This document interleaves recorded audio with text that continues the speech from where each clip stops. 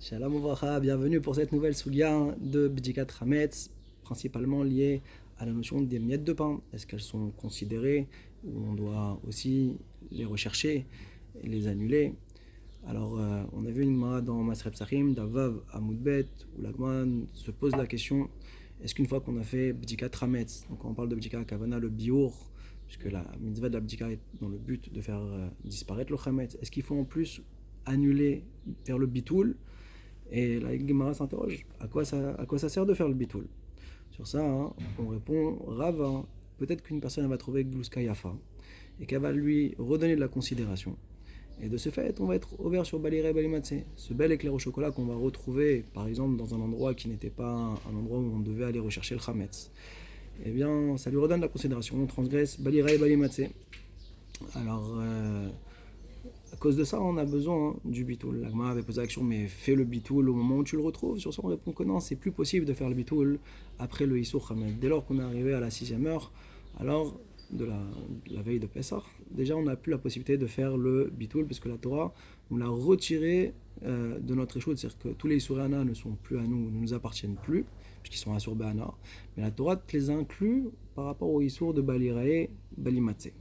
Sur ça, la Gemara, elle a repoussé de dire que la kavana du bitoul, pourquoi il faudrait faire le bitoul, c'est par rapport aux miettes de pain.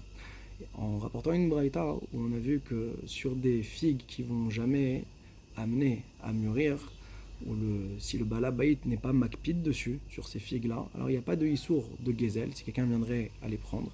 Et le balabaït, lui, non plus, n'a pas de chiyuv, de maaser vis-à-vis de ces figues-là. Bien que lui, il va continuer à garder son champ pour d'autres fruits, comme par exemple la vigne, où l'heure des vendanges n'est pas encore arrivée, il n'empêche pas que le fait qu'il garde le champ ne va pas redonner de la considération aux fruits.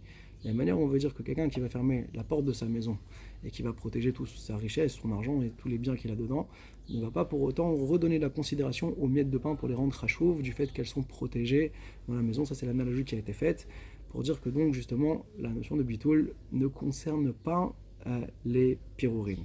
On a vu le Mishnah Brura qui rapporte que Minatora, ou le bitoul, ou la bdika est suffisante pour ne pas transgresser Balira et Balimatse. Donc ça c'est quand c'est fait dans les règles de l'art. Mais les Chachamim, eux, ont exigé qu'il y ait les deux manières d'annuler le Chametz et de bdika qui soient faites. Alors, pourquoi bitoul, si ça avait été que le bitoul, pourquoi c'est pas suffisant? Parce que étant donné que c'est dans le cœur de la personne, peut-être qu'elle va pas le faire Belef Shalem, et donc il va être ouvert sur Balir Rabbi Matzeh réellement. Deuxième raison pourquoi le bitoul n'est pas suffisant, parce que étant donné qu'on est toute l'année habitué à manger du Hametz, peut-être qu'on va oublier et qu'on va consommer du Hametz. Maintenant, pourquoi ne pas faire uniquement l'abdika? Très bien, très simple, peut-être que l'abdika va pas être faite correctement, et qu'on va retrouver du Hametz pendant Pessah, et qu'à ce moment-là, on va, donc c'est du Hametz, la Kavana ici, Glouska Yafa, et qu'on va donc transgresser le Issour de Balirae, Balimatse, puisqu'il n'y a plus la possibilité de faire bitoul après l'heure du Hametz, du Jissour Hametz. Voilà, Chazak Obaor.